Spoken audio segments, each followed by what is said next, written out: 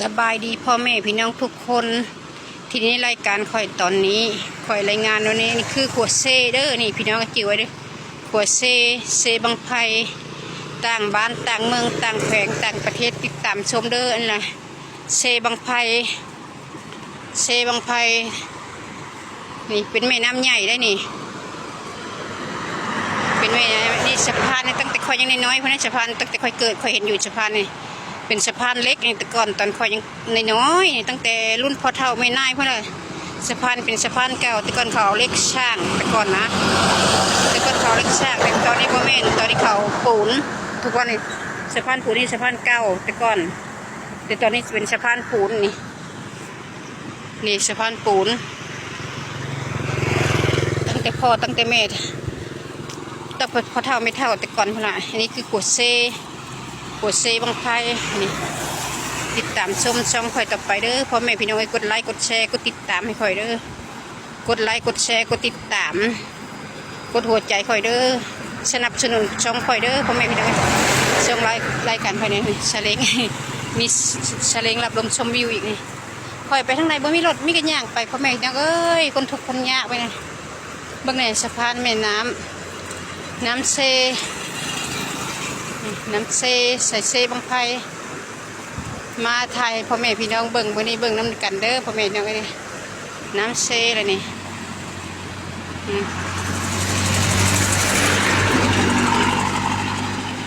อันนี้สะพานปูนพ่อแม่พี่น้องอันนี้สะพานปูนเป็นสะพานเก่าเลยเนี่ยตัวนี้สะพานเก่าตัวเนี้ยสะพานเก่าตั้งแต่รุ่นปู่ย่าตายายสะพานตัวเนี้ยตั้งแต่สมัยได้บรรจักดอกเสาไฟฟ้าแรงสูงก็มีให้ทางหลังหรือลักเสาไฟฟ้าแรงสูงส่งไปใส่บรรจักมูกันเด้อเรื่องให้เด็กโรงงานเห็นบ่พี่น้องเห็นมาหลังโรงงานนี่ว่าอันสังกะสีผ้าเลยเป็นโรงงานนี่พ่อแม่พี่น้องเอ้ยเห็นดิค่ะเป็นโรงงานเห็นดิเนี่ยเป็นโรงงานตัวใหญ่ๆนะเป็นใหญ่ๆโรงงาน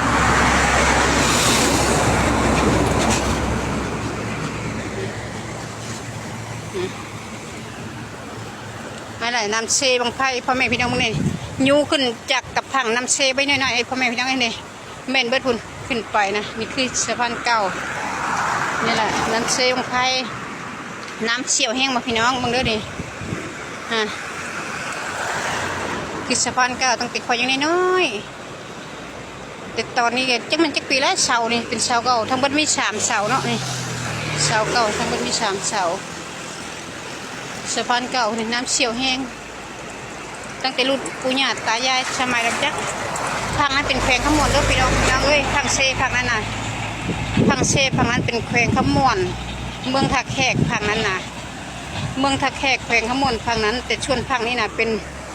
แขวงสวรรณเขตคนละภาคเซแขวงสวรรณเขตเมืองไซบุรีบ้านพลอดีติดตามชมรายการคอยเรื่อยๆเด้อพ่อแม่พี่น้องเอ้ยคอยกำลังทำช่างรายได้ติดตามชมคอยเด้อพ่อแม่พี่น้องทุกคนในรายการคอยนี้ให้กดไลค์กดแชร์กดติดตามคอยแน่กดหัวใจคอยแน่คอยกำลังทำช่างรายได้ขอนำพ่อแม่พี่น้องประชาชนทุกคนอันนี้คอยกับเมื่อได้วันยันหมู่คลองมันด่าน้ำเซบางไพเนี่ยจื่อไว้เด้อพอติดตามแบบต่างเมืองต่างแขวงเฉพาะเมืองข่อยแขวงข่อยนะเขาฮู้กันว่าทุกคนเมืองข่อยแขวงข่อยแต่เมืองอื่นแขวงอื่นเขาบ่ฮู้นี่อยากให้เขาฮู้นำเมืองอื่นแขวงอื่น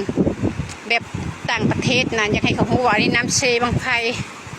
เด้อพ่อแม่พี่น้องเอ้ยอันนี้ชายเซบางไพแล้วนี่แต่ข่อยก็ยังบ่เคยเห็นไผลงเพชรเป็นจักเทื่อแล้วข่อยได้สิถ่ายให้เพิ่งหมู่เบิ่งบัดนี้ให้เบิ่งบ่ทุกคนในละน้ำเซบางไพแล้วนี่ก็จะให้เบิ่งโดนๆน้ำเซบางไพนี่เบิ่งเอานี่กว้างเลยพ่อแม่พี่น้องเอ้ยน้ำกว้าง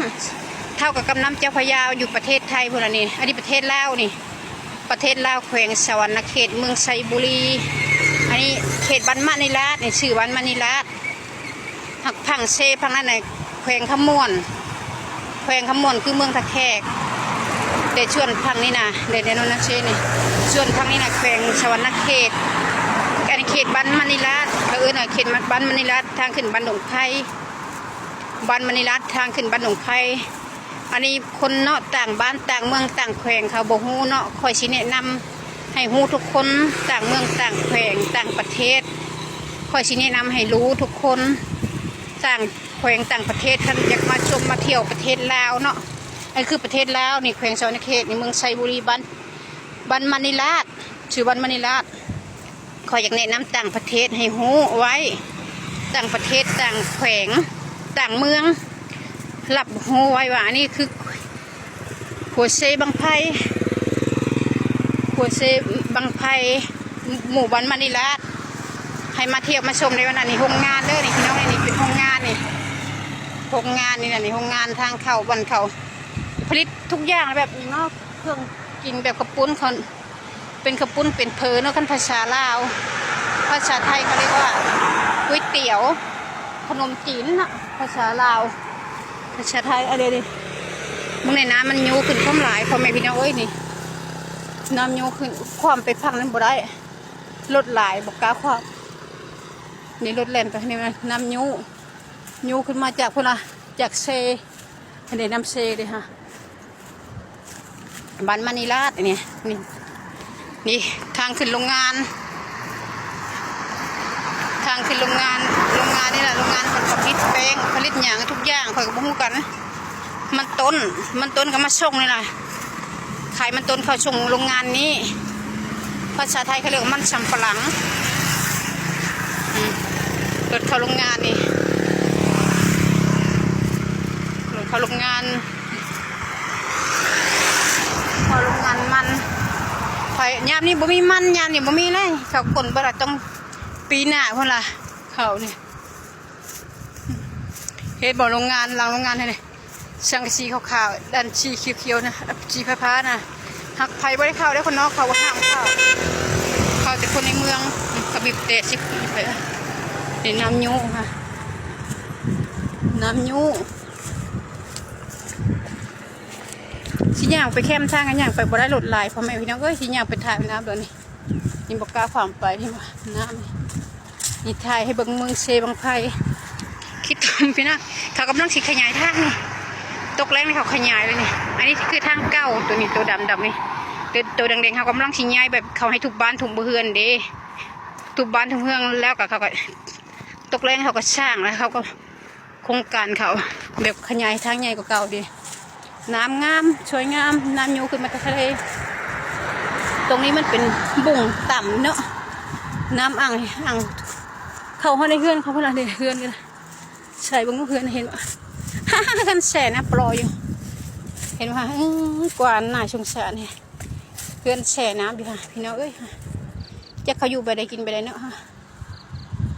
เฮือนแสน้ำพวกเฮือนอยู่ต่ำขึ้นเนาะ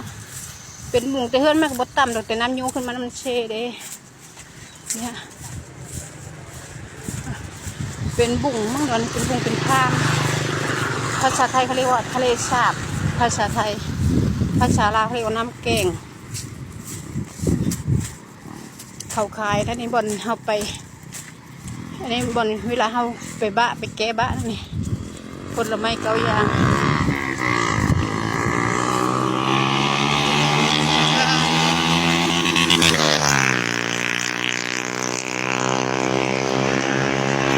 พ่อแม่พี่น้องเอ้ยต่างแขวงต่างเมืองต่างประเทศถ้าอยากมาเที่ยวชมแขวงสวรรณเขตเมืองไซบุรีอยู่แถวเซบังไพนี่ก็อยู่นี่แหละหมู่บ้านมณีราชนะในวันหน้าเนาะเพื่อต่างประเทศอยากมาเที่ยวมาชมเนาะต่างประเทศต่างแขวงต่างเมืองอยากมาในมื้อหน้าหักแถวบ้านเฮาก็รู้กันดีทุกคนแถวบ้านเฮาติดต่างจังหวัดต่างแขวงเด้เขาบอกฮู้เนาะต่างแขวงต่างประเทศเขาบอกฮู้เนาะก็อยากแนะน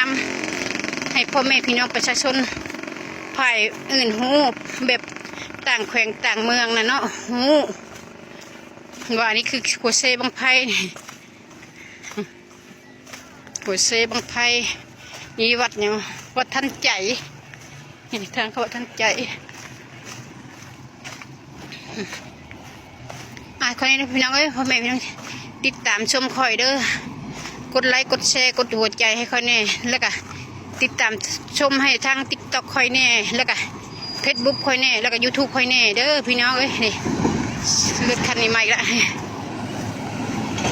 รถขี่นี่